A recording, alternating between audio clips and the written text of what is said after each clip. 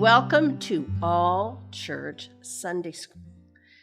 And this is going to be chapter 3 of All Church Sunday School. Yes, the third way of it being. Here I am with my friend Shannon Moore. Hi, and I'm with my friend Renee Hoke. And look, I brought you these flowers. Thank you. How I do you like appreciate them? it. I love purple flowers. Now that TCU students are coming back to campus and you've been involved in college ministry, I thought you might like these beautiful purple flowers. They're beautiful. I don't know exactly what kind they are. You don't wear purple, though. You just like purple in your flowers. Right. I like purple plants and purple flowers. There's something very special Even before about them. You were working across the street from TCU? Absolutely. Always. Always. I had a really good friend in high school whose color was purple. And I think anybody I've known that purple was their favorite color, they couldn't be just moderate about it. Mm-hmm. It was sort of purple as sort of this obsessive thing. Do you think that's true? Yes, for people who if that's love their favorite color. Yeah, people who love it's not my purple. favorite color, but I do like it in plants. People But who people love who it. like it. And so my friend Carol loved purple, and she married a man who felt just the same way about yellow. Oh. And so their wedding, can you imagine? Oh. I Well, was worried that it would be. Nobody fell asleep. Oh my gosh, it was so beautiful because there's so many shades of purple and so many shades of yellow. I like And both it of was those colors. just gorgeous. It was like an amazing garden. And now we've gotten distracted from our purpose. Let's get this train back on the track. So we had first All Church Sunday School when there was no possibility for being together. Right, online only. And then we had All Church Sunday School live in Walker Hall, which was so much fun, don't you think? It really was. It was. I'm so grateful for that. And it was a hybrid. So we would do the live on Sunday morning that's right. and record Two flavors for a while. Yeah. Now we have launched our brand new worship service in Walker Hall. 10:10. 10:10. Say something about 10:10. It's coffee house, very casual. We got a brand new stage in Walker Hall. We've got a fantastic musician.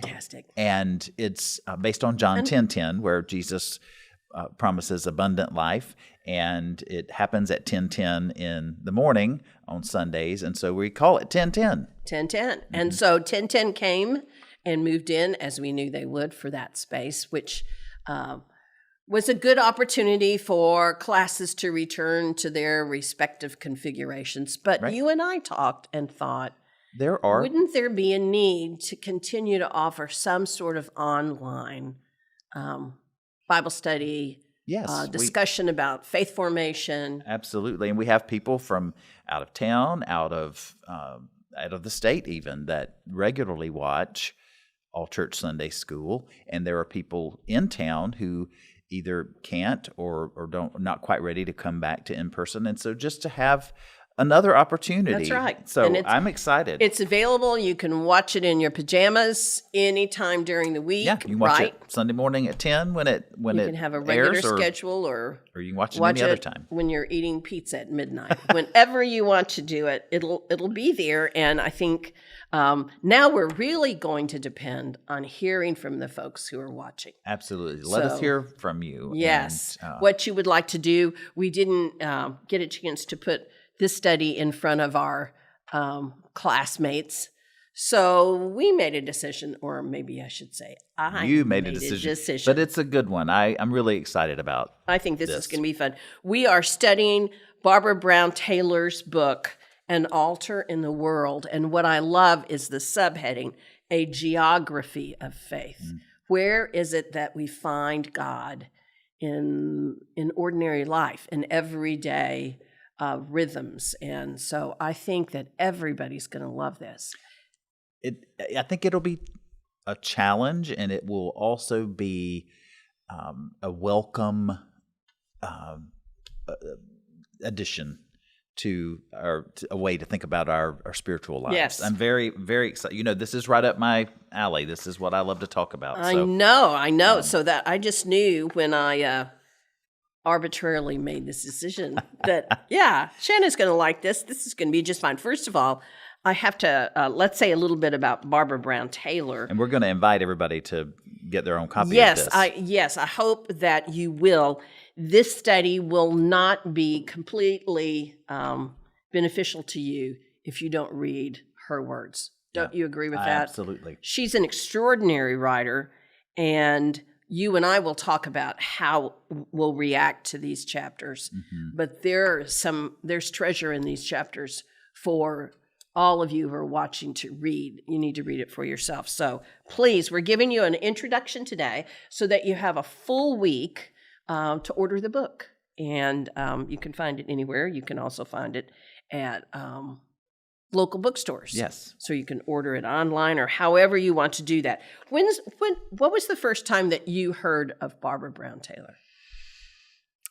Probably in seminary at some point. I can't remember. I have trouble remembering when she wrote what, but she wrote the preaching book, and then she wrote that incredible book, Leaving Church. Oh my gosh. Where she talked about leaving parish ministry to become a professor. Becoming so overwhelmed, ministry sort of overwhelmed her. And she felt guilty about thinking maybe this wasn't for me. That's a powerful book. I read it. I love everything she writes. Yes. I've been a fan since even before seminary. But I read the book and thought it was great and handed it to a couple of friends. At that point, I was pastoring a church in Kingwood, and my friends who read it said, "That's it. I'm quitting all my stuff at the church." I'm like, no. It was effective, but it backfired a little bit because it was kind of, is this God calling you to this, or is this the church? The church's expectations for your life that may or may not be what God is calling you to do. And it was powerful. It was almost a memoir of a overwhelmed minister. Yes, very good if you get a chance to read that. Leaving but that's not church. What this but book that's is. This book is, this actually, in some of the research I did, was the sequel to Leaving Church. Right. So that's interesting. Maybe we have overemphasized that church is the only place you can have a spiritual journey. And let's talk about the other places where God meets us. And so that's what An Altar in the World is about, which I think is great. Yes. She's a great writer, and I have always worried when I fell in love with somebody's writing that when I finally saw them speak in person, a lot of times I'm disappointed. You know, if you love a book and then you see the film and the film isn't as good as the book because it didn't really engage your imagination. But she came to Ministers Week. Did you hear her preach at Ministers Week? No, I missed that. And I was so nervous because I thought, oh man, now I'm going to be disillusioned. She was just as good in the pulpit as listening to her voice through her book. So let's move forward. And if you listen in the introduction to this book, you get where she's headed, don't you think? So you're going to just read a few pages to us, and then let's talk about it. Okay. Just stop me when you're ready for me to, when you're ready to talk about something you've heard. She says, if I had $1 for every time I heard someone say I'm spiritual but not religious, then I might not be any wiser about what that means, but I would be richer. I hear that phrase on the radio. I read it in interviews. People often say it to my face when they learn that I'm a religion professor who spent years as a parish priest. In that context, people are usually trying to tell me that they have a sense of the divine depths of things, but they're not churchgoers. They want to grow closer to God, but not at the cost of creeds, confessions, and religious wars, large or small. Some of them have resigned from religions they once belonged to, taking what was helpful with them, while others have collected wisdom from the four corners of the world, which they use like cooks with a pantry full of spices. I love that description. Keep going. Me too. I think I know what they mean by quote-unquote religious. It's the spiritual part that is harder to grasp. My guess is that they do not use that word in reference to a formal set of beliefs, since that belongs on the religion side of the page. It may be the name for a longing, for more meaning, more feeling, more connection, more life.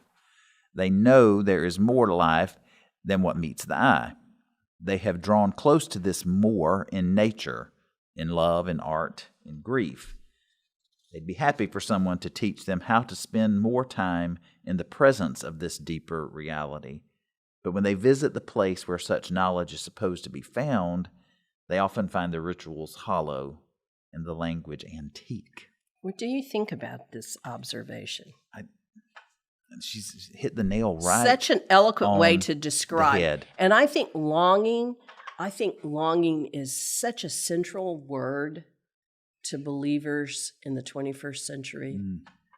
Our world becomes more complicated, we have had these brushes with something that was God at work in our lives. And then it just kind of evaporates, and it's like a mirage. Do you remember an early experience with a brush with the divine? One of the, when you ask me that, the first thing that comes to my mind, when I was in high school in a small town, there weren't too many organists in town. And so I alternated playing organ at my church, the Baptist church, and every other Sunday I played the organ at the Episcopal church in town. And the Baptist church had a Hammond organ, and the Episcopal church had a pipe organ.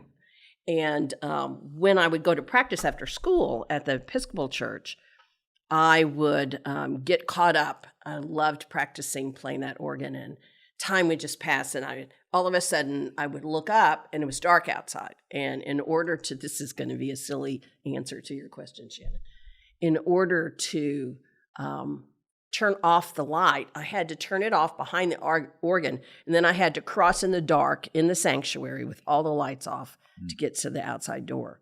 And I felt this strong sense, I think because it wasn't the familiar place where I was every Sunday. It was another church. The sense of the holy, and it's dark, and it's just me, and I'm pretty sure God was just about to tell me something, but I needed to get out of there. Really, I think my early memories are something formidable. God's presence and maybe that's also the church that I grew up in, something where I'm going to have to answer for myself, or God is nearby, but watch out, because that's probably has to do with the theology I grew up with. And later it was something warm and inviting and personal. But at that point, I think as a teenager, it was kind of coming into the throne room and knowing you were in big trouble. Not that I had anything in particular to be in big trouble about, but just a reckoning kind of sense of God's presence. But that this was a place set apart in a way. Yes, so I had the Isaiah, all of the calling of the prophets. Not that I thought God was calling me to prophesy, but this sense of God who is other. And what if God needed to tell me something? I was really scared. What about you? I also would play the piano at the church I grew up in, and for a long time I didn't have a piano. So, and I loved to play so much. Mom would, sometimes just drop me off, or if I was at my aunt's house who lived a couple of doors down, I would just walk over. The church was always unlocked, and I would just sit in that sanctuary and play the piano, and that was a holy time. But I also remember our minister would pray these long pastoral prayers, and he would come out of the pulpit and he would kneel down on the chancel and pray these long pastoral prayers, and he used antique language, but I loved it because it was the these and the thous, and he used to talk about things waxing cold and our hearts waxing cold. I can hear him say that. And then he would stop talking, and there would be silence. And the only thing you could hear was a clock ticking. And even as a young child, I longed for that silence. And I was always sad. It never lasted long enough. Was that when for he was me. inviting people to pray silently? Mhm. So that was Mhm. their turn. Mhm. And that was the peak experience for you. That was, yes.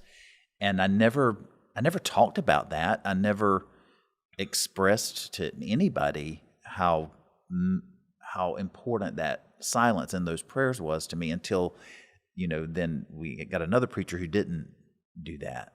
And you still thought about it. I think about it now. But that was the best part of the worship experience. Yeah. Was Well, that. the music was the best part. And It's then hard to beat Baptist hymns, but in a different way. The hymns were rollicky and would get you energized. But there was something about hearing that that language, which she calls antique, which turns a lot of people off. But for me, It was special. really special. And then that silence that I craved.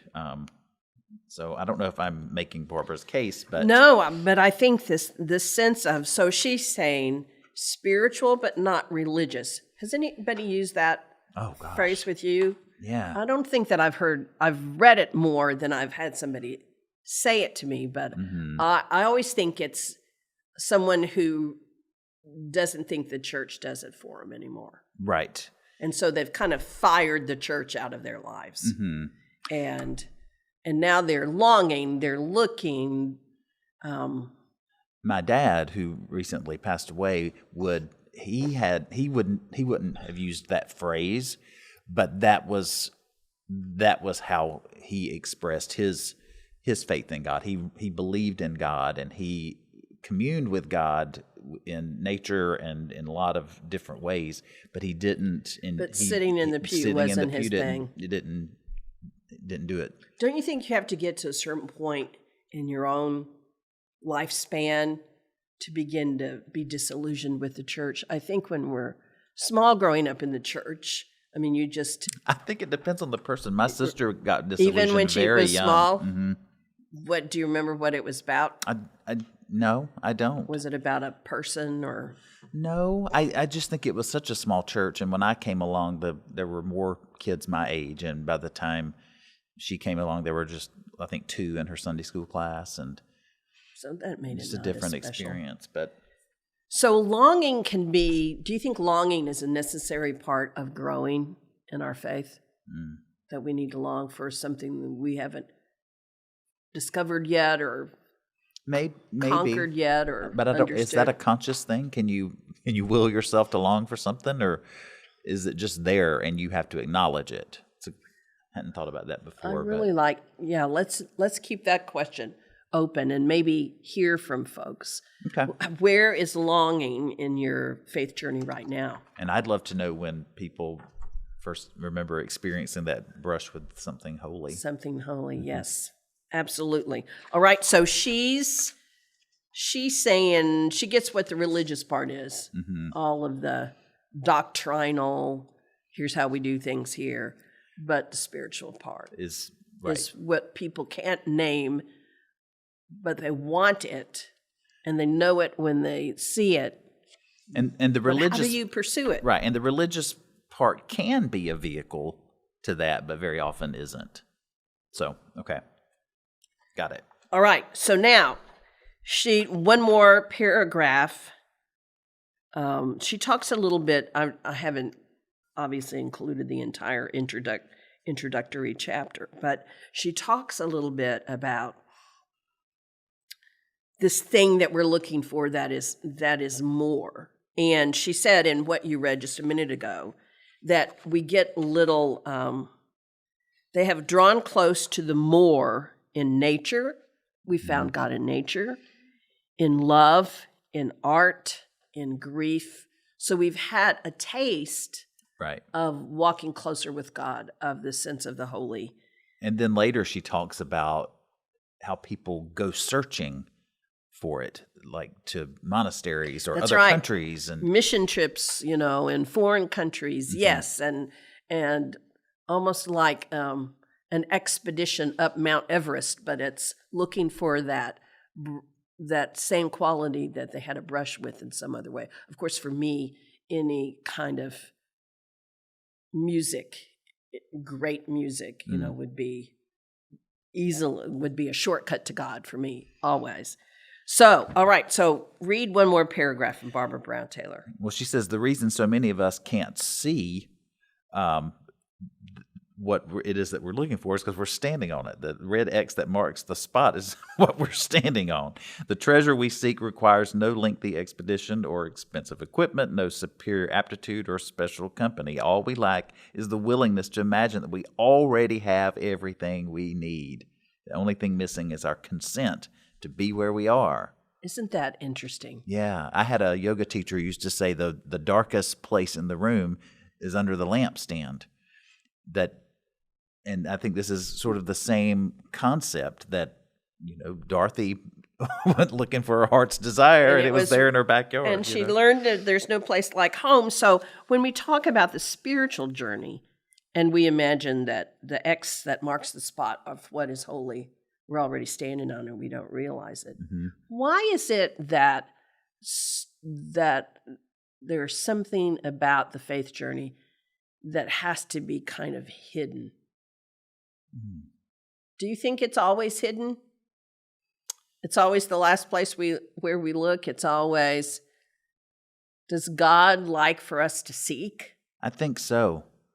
I think that's why there's so many Sunday school classes across the country called Seekers, and it happens in every generation. That there's a recognition that we seek something. We seek after God. Mm-hmm. That's probably it. And I think God delights in that, but also laughs because God's already there. But that must be something, wasn't it? Laughs in a nice way. I mean, look at those idiots. No, not like that. That space that was created within all of us, is that Augustine that says that we were created with this space that is for God, and we cannot really be whole until we find God in that space.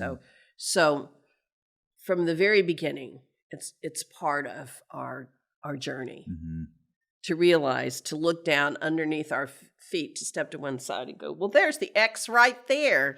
So I thought I would go on a quest of reading in Scripture about treasure. What'd you find? And I found something in Isaiah that I think is really interesting and almost speaks to that kind of hiddenness. Do you want to read it? Yes. I lost my piece of paper. You had it all along. Wait a minute. Look under your feet. Isaiah 45. I will go before you and level the mountains. I will break in pieces the doors of bronze and cut through the bars of iron. I will give you the treasures of darkness and riches hidden in secret places, so that you may know that it is I, the Lord, the God of Israel, who call you by your name. For the sake of my servant Jacob and Israel, my chosen, I call you by your name. I surname you, though you do not know me. I'm the Lord, there is no other. Beside me there is no God. I arm you, though you do not know me, so that they may know from the rising of the sun and from the west that there is no one besides me. I'm the Lord, and there is no other. I form light and create darkness. I make weal and create woe. I, the Lord, do all these things. What do you think about that?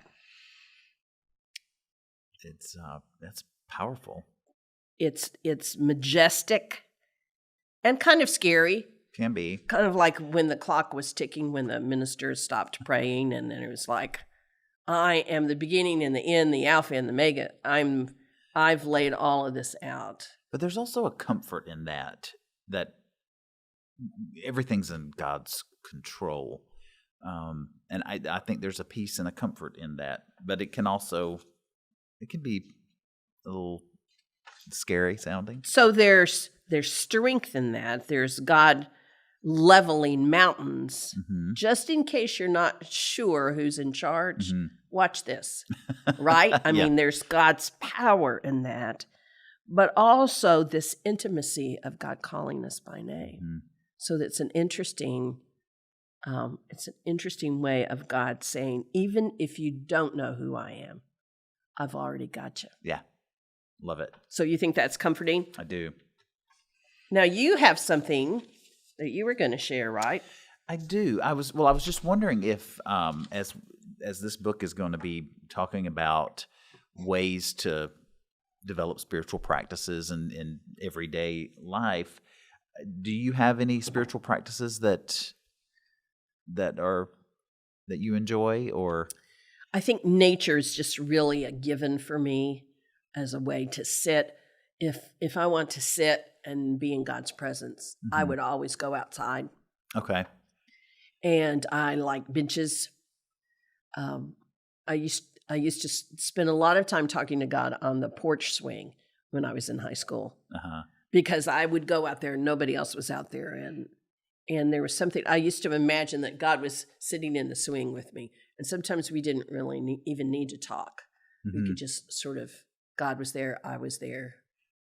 That's an image that people use for centering prayer sometimes, sitting with God or sitting with Jesus in a swing. And in a swing? Really? Yes. So I not think, having to talk. I think I experienced that in high school. Definitely being outside, early morning, and as the sun is setting, those kinds of, when the light changes, a sense of God's presence. What about you? I have a journal practice where I sort of just write a note to God every morning, or to Jesus. We'll get into the theology of that later, but it always begins, "Good morning, Lord," and then I go into either my petitions or just what's going on with me, and I usually do that inside. But a couple of weeks ago, I was outside on my little patio, and as I wrote "Good morning, Lord" before I continued, I thought, does anybody ever ask, "How are you doing?" So I wrote, "How are you?" How are you, Lord? And at that moment, the wind started blowing, and there's a pecan tree next door to my I think it's condo. Pecan. Pecan. Nah. But the leaves were just sort of singing to each other. It was so beautiful. And I said, "Well, I guess you're doing okay." So I've started doing that now. You got an answer right away. Yeah, and so I've started doing that now in the morning. I'll ask the question, and then I'll just stop for a minute and see what I hear. And sometimes I hear a bird, sometimes the traffic. And yesterday was just this really incredibly deep silence. I didn't hear any traffic. I didn't hear any birds, nothing, just this very deep stillness. And so that's been an interesting thing these past couple of weeks, just to sort of, I don't know, just as an experiment. You're experimenting with it. So how did you come to first think journaling was going to be an altar in the world for you? Did you experiment with lots of different forms and finally that one was the best, or? Yes. I mean, I love centering prayer, to just sit. And so normally I will do that and then journal, but I like to write. And does that help you focus if you're writing? Helps focus your thoughts? Yes. Do you go back and read what you've written, or you're No, always... I really don't. I don't. But people I've known who've journaled have done it part as spiritual practice and part as just the events of the day, kind of sorting through, here's what's going on in my life. Yeah. And a couple of them who've been members of the congregation I served said, if you ever go to the hospital and I'm breathing my last, you need to go get my journals and throw them away. Have you ever had anybody tell you that? Yeah. I'm just like, whoa, wonder what's in those journals. Oh, so I'm looking forward to this. This is going to You've already experimented with some of that. But we'll see what we'll walk through this book together with each other and with read this one paragraph. Okay. This is Barbara Brown Taylor. Yes, Barbara Brown Taylor, one more time. What is saving my life now? Oh, wait, I have to back up and explain that question. Okay. She talks in the introduction about being invited to come to Alabama, wasn't it? To speak to a congregation. And the pastor there had invited her. She said yes. And she said, what would you like for me to talk about? And he said, just talk about what's saving your life now. And she thought, what an amazing thing to say. Not about the past or the future or some deep theological thing, but what is it in your life right now With the X that is under your saving foot. you? And so here's how she continues to talk about what is it that's saving your life now. She says, what is saving my life now is the conviction that there is no spiritual treasure to be found apart from the bodily experiences of human life on earth. My life depends on engaging the most ordinary physical activities with the most exquisite attention I can give them. I love that. I do too. And it reminds me of one other thing. I'm looking at this porch. Porches are kind of a thing for me that's holy. But I'm thinking about holding, a cup of coffee, holding a mug in your hand and the warmth, just sitting still and listening. Or do you have a coffee cup with you when you're sitting on your patio before you start? Something about the heat coming out of that mug, or in this case, iced tea. It would be a cold glass in your hand as you're sitting there. So you really have engaged your senses. You're feeling the breeze, you're noticing the purple flowers, the heat. I mean, all of those things engage your heart and your senses, and that becomes holy. That is an altar. Yes. It reminds me of one of my, in my spiritual direction course that I took for the past several years. One day we talked about really savoring your food, to really taste it and to take your time and not wash it down immediately, but just to enjoy it. So I'm looking forward to this. It's going to be great. I think it is going to be great. All right, so we want to remind you to order this book. It's not going to work. Well, you can still listen to us. We'll do our best, but we think, or maybe you want to listen to this for the next few weeks and then order the think, book. I think I would like to read that book. There will be things you will discover and connect with by reading her words. And she's such a beautiful writer.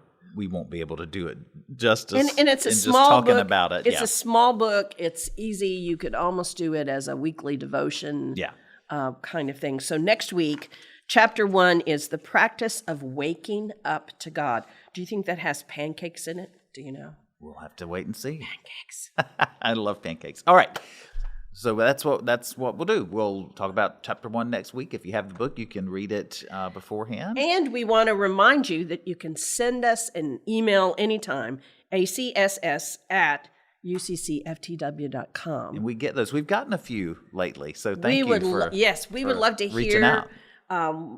about longing in your life. If you how would you describe that now? What drawing closer to God? What does that look like? What is that quest in your life? Does it mean you need to go to Tibet, or do you think you can do it right here?